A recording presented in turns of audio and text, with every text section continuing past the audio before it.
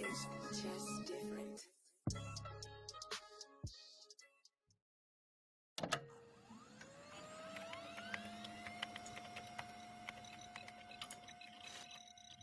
Computer, this is Data. I'm an android. Manchester basketball? I was processing all of the information. Processing. It's one of those idiots who believe in analytics. Manchester basketball? Analytics was crap. Does not compute. Just because you got good stats doesn't mean you're a good team. Hello, and welcome back to the Lakers Exceptionalism Podcast, live on Playback. My name is Tom Z, joined by Tim, a.k.a. Cranges Make Basketball. And Tim, it is starting, my friend. The ball is rolling. The avalanche, what have you, insert metaphor here.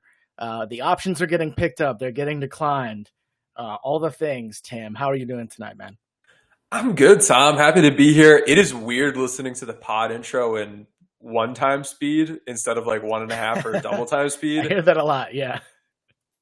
But happy to be here with you.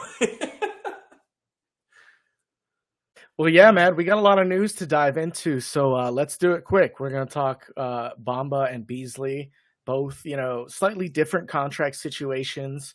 Bamba was, they declined that. Sorry, I'm going to just put this on pause here. Boom. Yeah, so they declined picking up Bamba's non-guarantee, and then it was the Beasley had the team option, right? So they still have the bird rights on Beasley. It's going to be a little bit easier for them to bring him back with bird rights, Tim.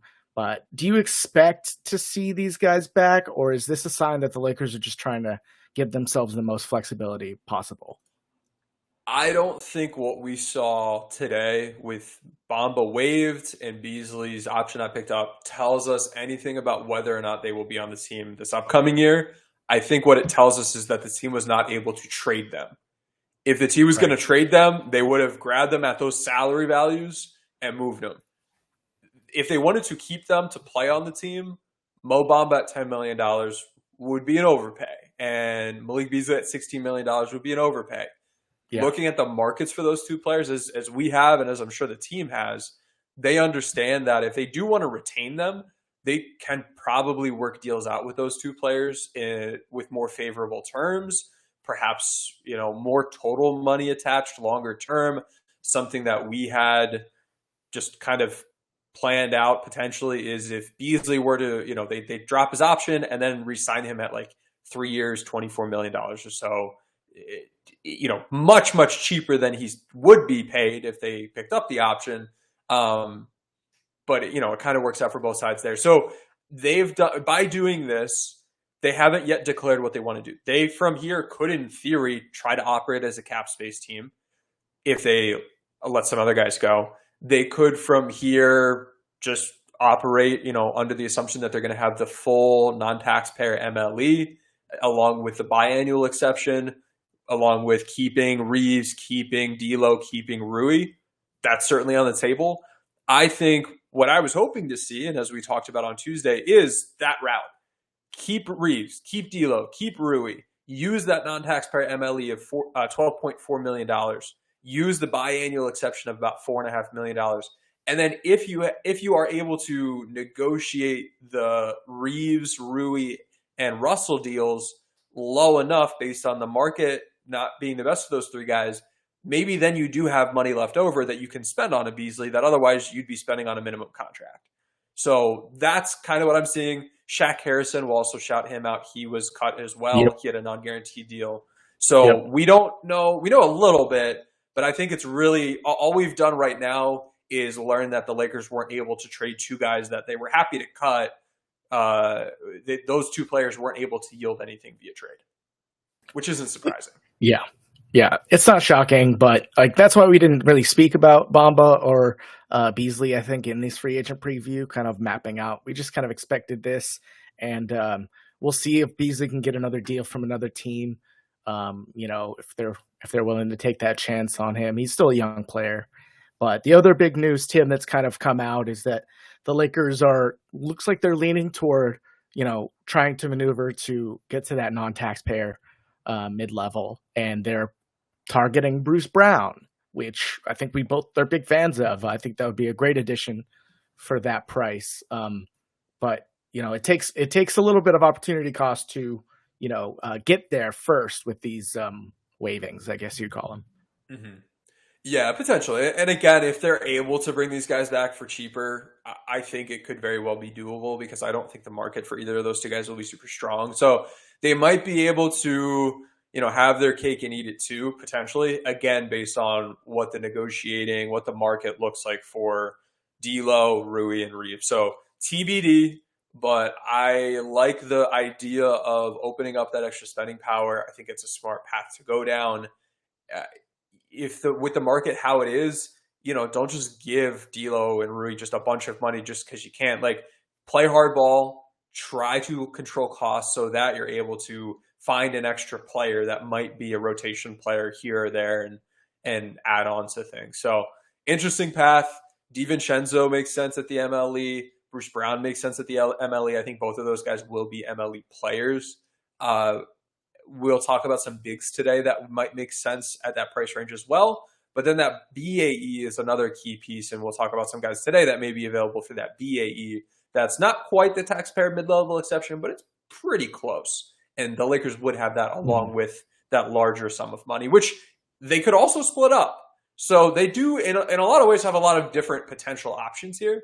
But and we could talk about it a bit more later today or probably tomorrow. But I don't know. There's some paths I'm rooting for, some I'm less enthused about, and we've certainly heard a bunch of rumors to this point about what LA is looking into, and some of them I've been excited about, some of them I'm very much not excited about, but we'll save that. It's like a minefield, Tim. It's like Bruce Brown, Cam Reddish, or maybe Dennis and Eric Gordon, or it's very much every other thing I hear, I'm like, oh, and then kind of reaction. But before we kind of dive into those bigs, Tim, is there anyone whose option didn't get picked up who might be available that you weren't thinking? I know Project Ghostbusters is great, but it's not always 100%. So last little check-in, fall through the cracks, guys. Darius Beasley, Eric Gordon was mentioned. I forget who else, but yeah, anybody else you're curious by? So Beasley, we did not anticipate. That one came as a surprise. Eric Gordon, I'm not surprised. We didn't actually. I don't even know. Did we forecast this? I'm going to go check right now.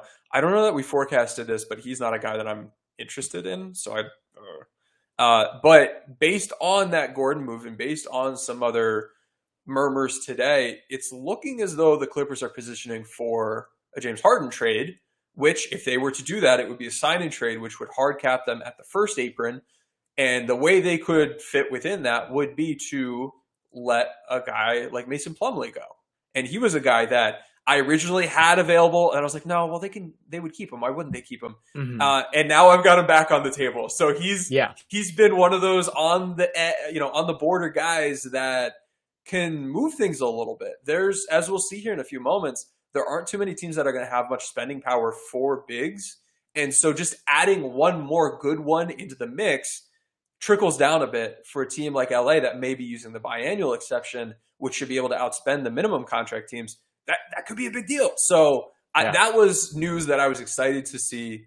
I think we also saw Harrison Barnes is returning to the Kings, which to me means that Draymond's going to be going back to Golden State, which means Kyle Kuzma is likely looking at returning to Washington, probably for less money than he wants. And so none of those teams are going to be dipping in and stealing guys that we weren't anticipating, though Sacramento still has some cap space. So I guess is there any other news that we've missed? A lot has happened in the past 24 hours, 48 hours. There's a lot. Well, we did have, to, again, be transparent, I put Andre Drummond was in the package, and he picked up his option.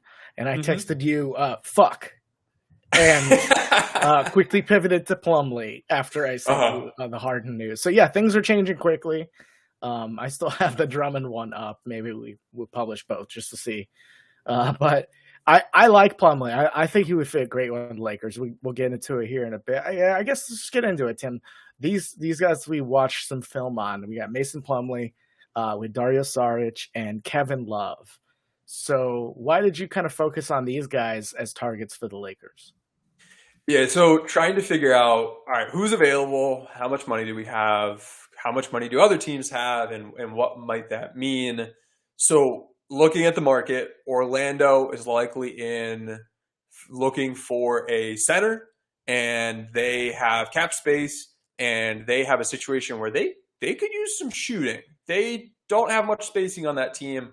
If they want Paolo to be able to go out there and cook, they're going to need to grab some guys that can space the floor a bit. And a guy who should probably be going around that amount of money that would make some sense would be Christian Wood. So we've got Wood here. This is at the cap space tier. Why don't I do this? I'll hide those. So we've got Wood at the cap space tier, and I can zoom in a bit.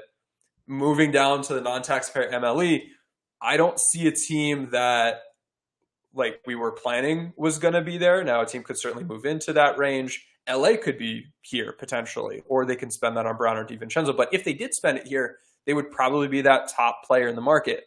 Then we move down to the room MLE, and I have Powell in here as a note. But at that room MLE, or Sacramento is likely looking for a center, and they could potentially be the top bidder on the market. Then we get to the taxpayer MLE, which is where I had LA could be this if they didn't. I've got a note later here in the doc. If they, spent too much money and weren't getting the full MLE, that's why this is in red, because it was contingent.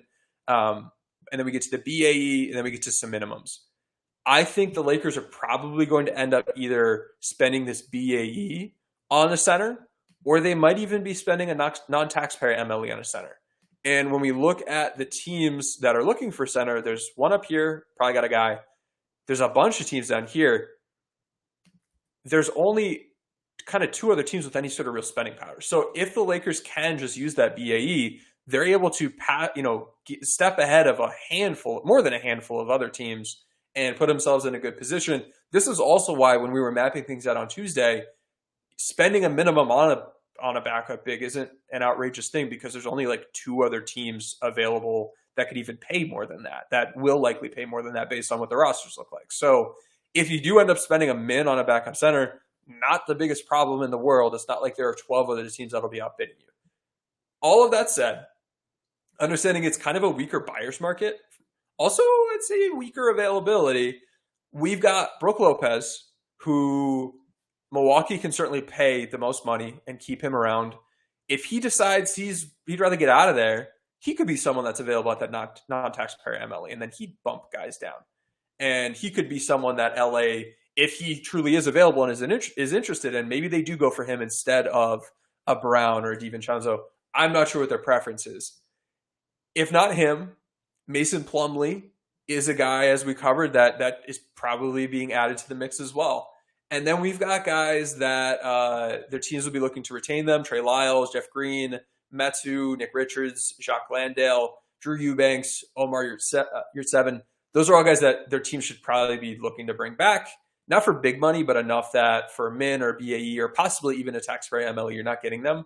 And then it leaves a whole bunch of other guys. And from that whole bunch of other guys pool, we grabbed some interesting ones. One you mentioned was Dario Saric. He is interesting to me because among the stretch bigs on this list, he was the only one that kind of grades out as being in Mo Bamba's kind of tier, I'd say, as a three-point shooter, but did so while also being a better mid-range shooter and also a much, much better shooter at the rim. So I think that is a factor that plays into his favor. He's the same kind of general style of guy at a high level. Here are a couple of his badges. So when I guess looking at what LA has done in the past could tell us what they might do in the future. They went for Mo Bamba, maybe off court because it extended Pat Beverly's expiring a little bit longer. Maybe they could do something with it. Evidently not. On court, hey, if we could play this guy next to AD, we've got spacing and we've got a guy who's like a bigger body. Saric isn't all that good of a rim protector, but he is 6'10". He's a strong box out guy. He is a better defensive rebounder, and he can space the floor a bit. If we look at his three-point shooting data, he shot 39%, B+ three-point shot making. That's this difficulty adjusted proficiency. That's solid. When we look at his finishing data, in terms of creating shots at the rim, not all that good from a self-creation standpoint, but once he's there, he draws fouls well. He is finishing through contact quite well. He's getting N1s rather than two shots. 43% of the time he draws a shooting foul from two. He finishing at the rim shot very well on actually pretty difficult shot quality. So this is a guy that finished well. Bamba did not finish well this past year. So this is similar to Bamba from a spacing standpoint, while having a bit better, finishing. His mid-range game's a little bit better. His passing data, this isn't anything that's through the roof, but for a big man, there's some good stuff here. So I see, like I mentioned, look at here's some of the rebounding data. Like there's some stuff here that intrigues me a bit. When we look at his rim protection, this info is not impressive for a big man, but I don't know. It's a guy that I think makes some sense. The spot up efficiency scares me a little bit, but he did shoot well as a three-point shooter overall. I would expect he does a little bit better. That's the general thinking with him is he's going to be not a great rim protector, but that matters less for us because we're going to play him next to AD. But he's going to rebound better. He's going to be a scoring upgrade from a shooting standpoint. And if you can just get an extra big body on the court next to AD, I think that's valuable. So that's what you'd be looking at with Dario Saric.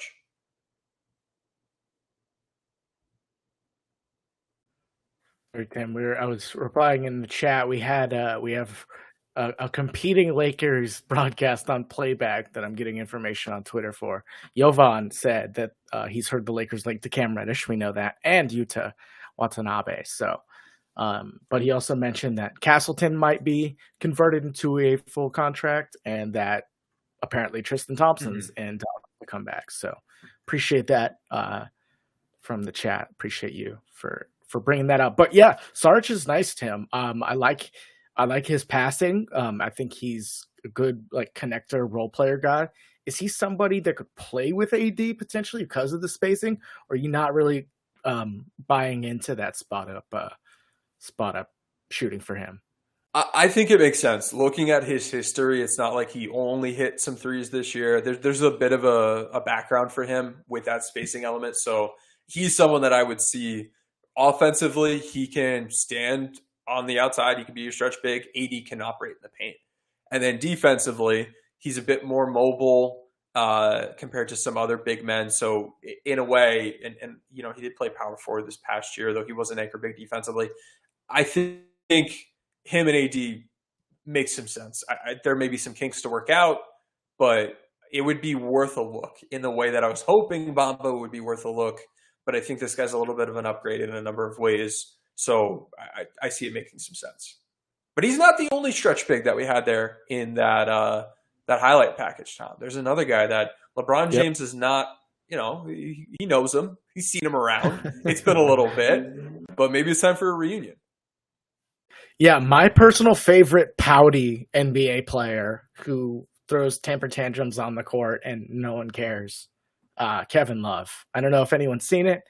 You know, you've seen the clips. He's fucking throwing balls.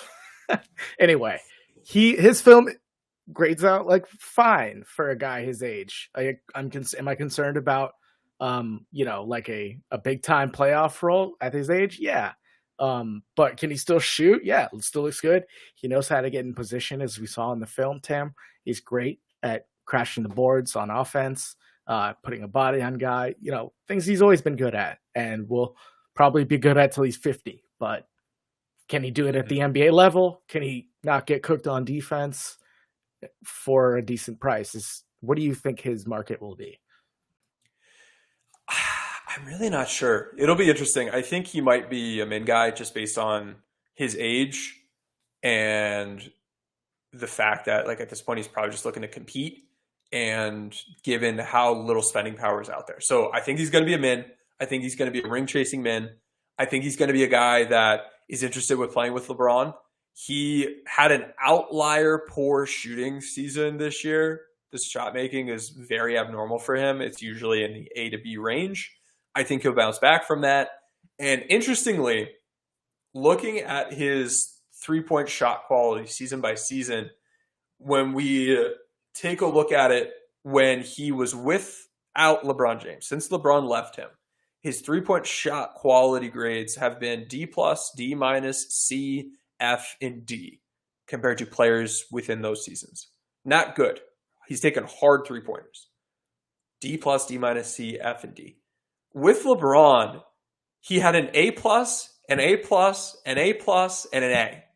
So if he wants to go back to standing in the corner and getting spoon-fed some open threes, you know, that might be a comfortable situation to try to pursue again. Just the stark contrast in terms of the shot quality he was able to have generated for him from the perimeter. So I think if his shooting itself bounces back a bit, along with that shot quality going up, he can certainly space the floor. Defensively, I worry about him. He's a very good rebounder, as we saw in the film. Still very, very good there. Gold, defensive rebounding vacuum badge. Really solid. Really, really solid in that regard. Offensive rebounding, pretty good as well. Perimeter defense, absolutely not.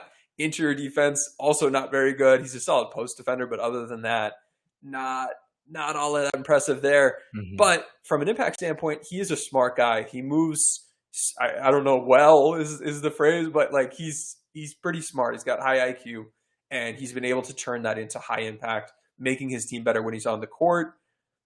Again, some of this I think will bounce back a bit, but B, stable spot up efficiency. You could do a lot worse.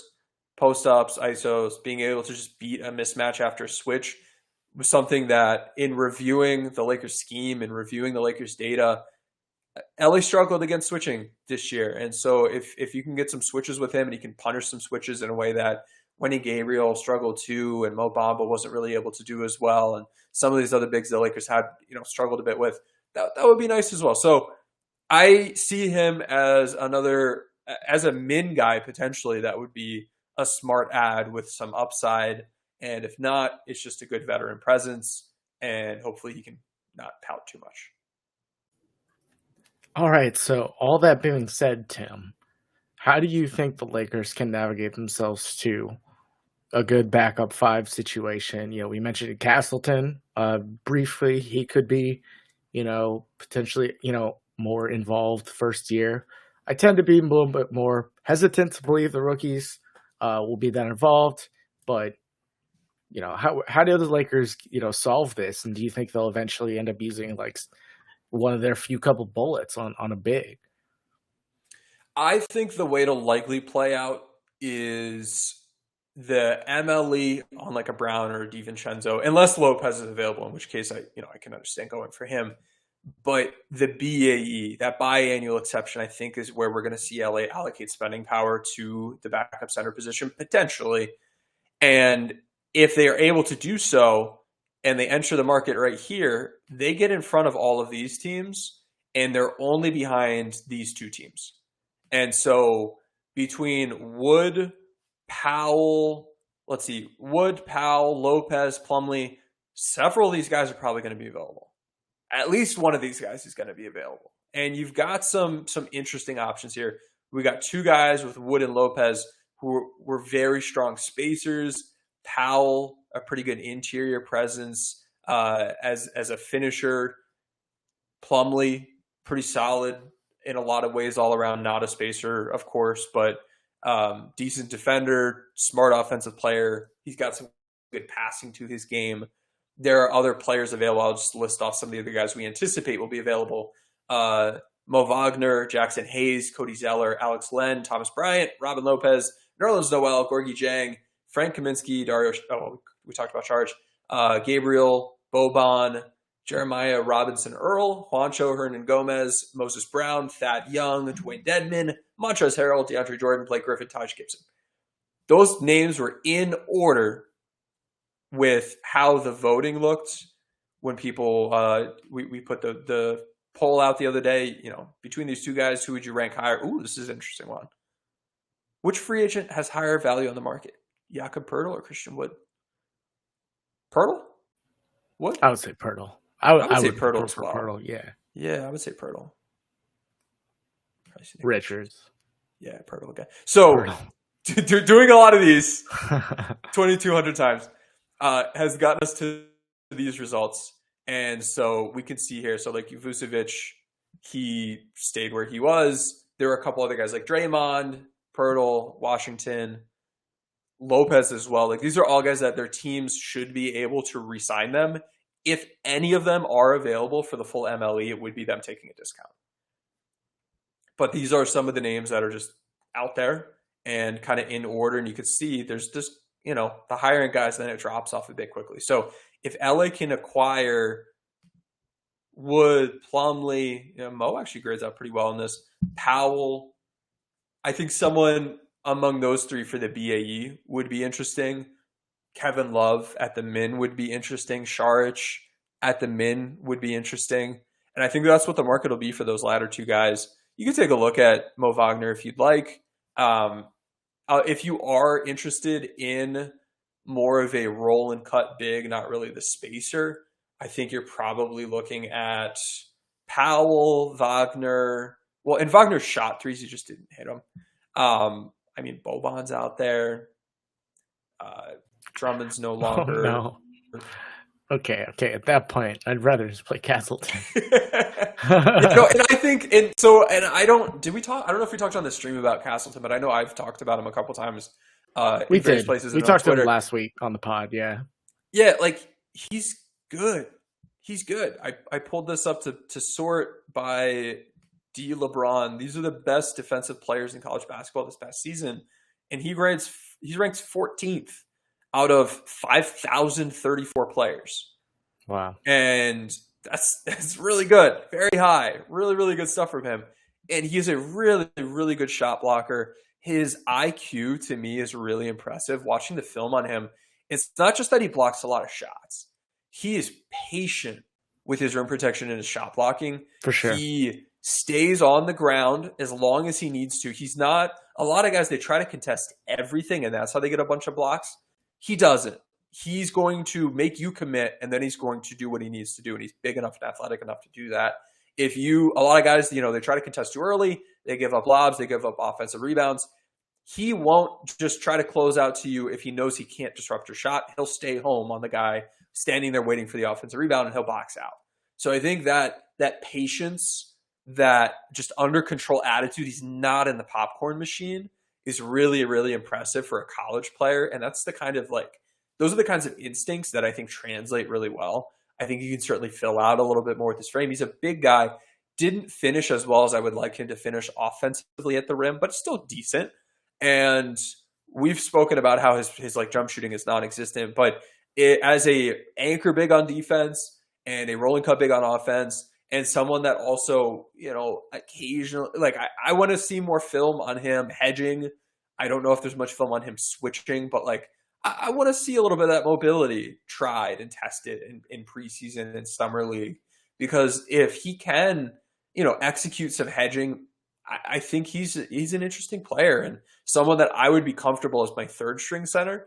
And the way I see that materializing is LA will probably keep a roster spot open and not fill out the full roster, and then either have him on a two-way. I think you put Swider, you keep Swider, you put Hodge and Castleton on your two-ways, and then you've got JHS and Max Lewis on the roster. Or as you had mentioned, and I actually had this up I think 2 days ago, having him in here so that you're paying less than the Vetman.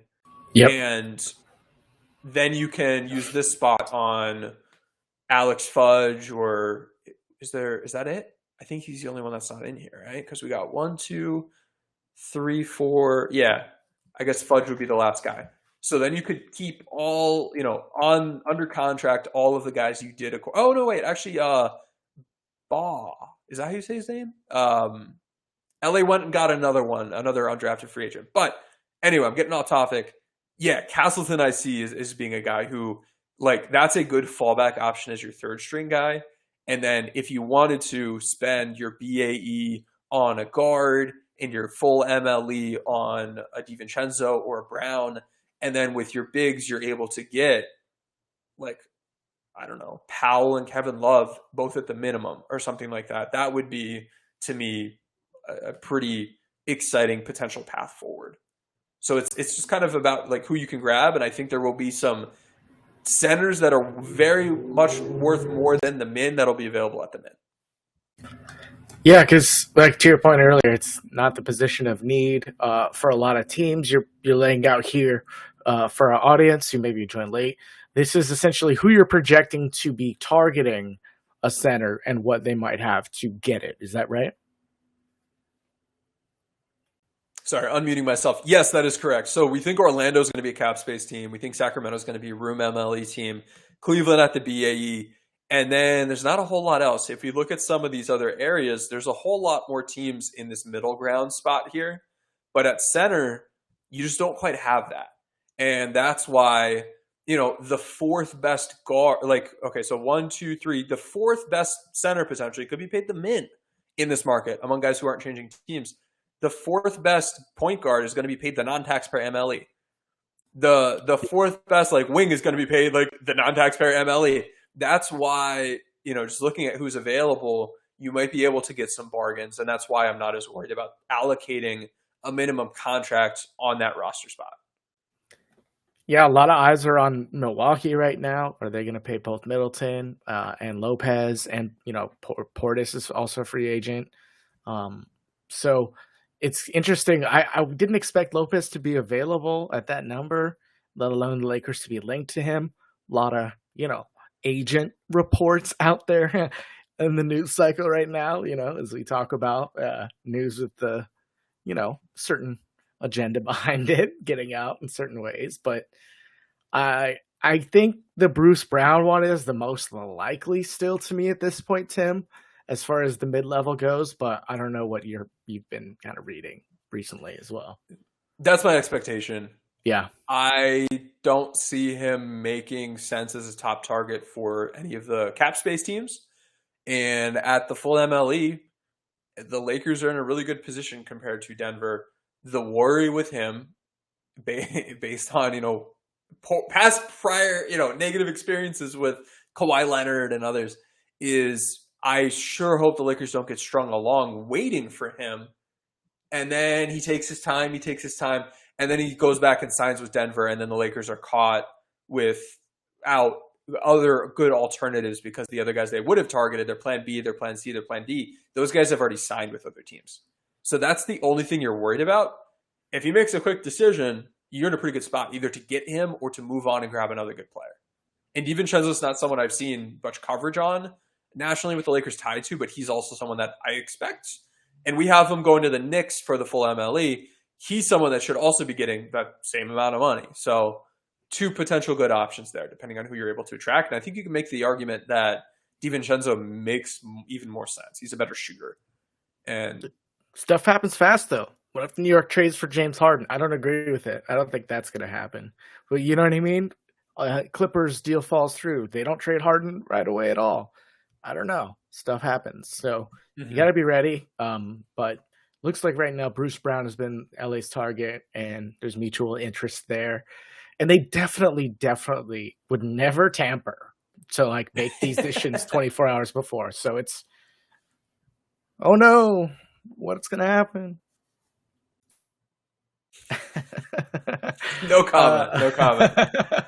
This is a fun season, Tim. It's tampering season. This is what some of the NBA fun is all about. So I don't know. Are there any other guys or any other notes, thoughts we haven't hit? I mean, is anything broken since we've been live that we've missed? I don't think so. Yeah, I don't believe so. Well, I don't know. I haven't been on Twitter. I'll pull up Mo Wagner for the people. Not a shooter. He shoots, but he's not shooting accurately. Finishing at the rim, he had a good percentage at the rim on very easy shots, so his rim shot making was not as impressive as you might think. Let's see here. What else we got? Okay, rebounding. Okay, as a hedging guy in mobile coverages. Oh God. 0th percentile in rim points saved, meaning that 100% of players save more points at the rim than him. Okay. Per 75% per game, when Mo Wagner contested shots at the rim, the other team gained an extra point about per game with starter minutes. Woo! That's not very good. Guard centers about half the time. I mean, he was decently impactful. He's more your mobile big man than he is your rim protecting big man. But pretty effective spot up guy this past year. Very, very good post player when he was posting up. So I don't know. There's some appeal. I just don't know about the fit. The thing with it, for me, if you're looking at adding a center alongside Anthony Davis or just backing up Anthony Davis, just in general, I think you're looking for a guy that can space a bit, or a guy that's more of, one of those dominant forces around the rim, real strong finisher, maybe a lob threat, and then defensively really strong shot blocker. Mo's not that, and so I don't think he would. I don't think he would quite fit the need there.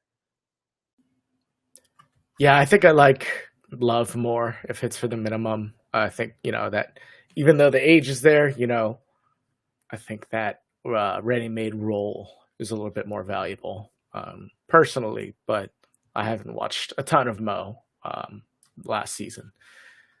Tom, can I interest you if you're looking at navigating the desert that is the regular season, and a gentleman named Moses Brown? He played like 200 minutes this year and was good. Okay. Get ready, everyone. This year, our Mike Muscala Award is going to Moses Brown.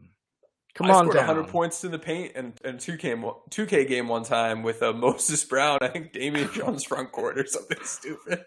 Oh my god! It was an expansion team. He didn't play much last year. The rebounding data is ridiculous though. This guy's so big. He's so big. He can't move very well perimeter wise, but among the elites when it came to rim protection and offensive rebounding, and was a decent finisher. So I just think, again, this is a min guy, but he's a min guy who's going to be in his age 24 season, who's 7'2". I wouldn't mind throwing a flyer at him and spending an end of bench spot there and seeing if you've got something, if you can develop him into a player. He's like a non-guaranteed just want to throw it out there. Bring into camp, you know what I mean? Yeah, give him a look. And I stand corrected. Murph is correct. It should be the Ian Clark Award for those. Been listening for way back. That was Tim's original man. Yeah. So Ian Clark He was a Warriors player. I vividly remember sitting in in a hotel in Vegas, recording a podcast with you while your brother's on the other side of the room shaking his head as I'm talking about Ian Clark and how he was, right. you know, not just a good catch and shoot guy, but he was able to self-create twos, self-create threes. And it was like, this guy's probably going to be a minimum player. There's some upside here at his age for how he played. I don't know, man. And so I was wrong 6 years ago about a minimum contract player. But there are still people, Tom, on Twitter that will like once every other month, like once a quarter, they need to tweet out, "Oh, I can't believe people listen to this guy. He thought Ian Clark was going to be good," and it's very funny to me because again, it was a million years ago, and I think it's hilarious. Yeah, it's not like you were telling people to like bet on this guy for 6-man or something like crazy. You were just looking for those. The extra juice, the extra squeeze. Yeah, you know what I mean? And we ended up hitting on some of those guys. You know, every year, Jeff Green was one of those guys where it's like, yeah, this guy's going to be better than he'll be a value. He was 26 that year. I'm pulling up Ian Clark's player profile. Finished oh my God, well no, we're in the podcast now. Okay. Thank you, everybody. Thank you. You can join us on Playback Live Monday, Tuesday, Thursday at 6 Pacific. We're going to go live tomorrow, Tim. I would say maybe like 10, 15 minutes before 3. Maybe some stuff starts popping off. See when I can get back. But yeah, thanks everybody for joining. As always, you can get in our Discord where more fun and, you know, speculation is happening all the time by screenshotting us a 5-star review and DMing Tim or I. We'll get you in the Discord. Yeah, Tim, you want to tell them about the all the different tiers and such? Yeah, we got fun stuff going on in there. We've got a tier that gets you access to bonus pods. We've got a tier that gets you access to the bonus pods plus X's and O's content if you're interested in learning the scheme, tactics, strategy of the game. And we've got people, it's been so cool having people in that community go through that content where there's about 24 hours of recorded video content bringing you from A to Z. You will go through that and be able to see the game at a different level. And we've got people in there who were coaches or just Laker fans who wanted to enjoy the game more, enjoy the team more, see things better. We've got people who were in there like, man, I can't lose in 2K now because I know like all the rotations and how to break them and what plays to run. So, you can come from a lot of different backgrounds. It'll give you a good, foundation and go into some good advanced stuff as well. How do we attack drop coverage? How do we attack switching? How do you beat soft hedging versus hard hedging? All of those different things. Really, really, really good value. It's like $10. So it is something that's not going to be up 6 months from now because we are working on a replacement product over at B-Ball Index. So I was actually on a call about that right before this. So we've got some cool stuff in the works there, but while you still can go check that out, it's at the courtside tier in the Discord. There are a couple other tiers as well that get you access to some other channels. Want to shout out some of the folks in those tiers. Shout out to friend of the pod, Court Prowess, for rocking out with the arena sponsorship, as well as to TJ Temataji, Zach Harris, Q Daddy O, iPod Shuffle, Miguel, T. Shuttleworth, Omar, Roy, Abdulrahman, Keneal Mason, Doppel, and Romario, all for living the high life with us in the owner's box, as well as to those folks in those courtside and lower bowl crews. Folks, it's a great deal. It's a great community. We're going to keep the conversation going. Join us tomorrow. We'll be here. I'll have my spreadsheet pulled up, and we'll be able to track who's going where and what that means for the Lakers, and try to sort things out as they're happening live, rather than just sitting back and crossing our fingers. So it should be a good time. Yeah, it'll be hopefully a very good day, and whether it's a good day or a bad day, we'll be able to enjoy it or mourn together, and that's the promise of the stream here. We can't make the games good, but we'll make things better. Exactly. It'll be a safe place no matter what happens. But yeah, thanks everyone. Have a good night. We'll talk to you tomorrow.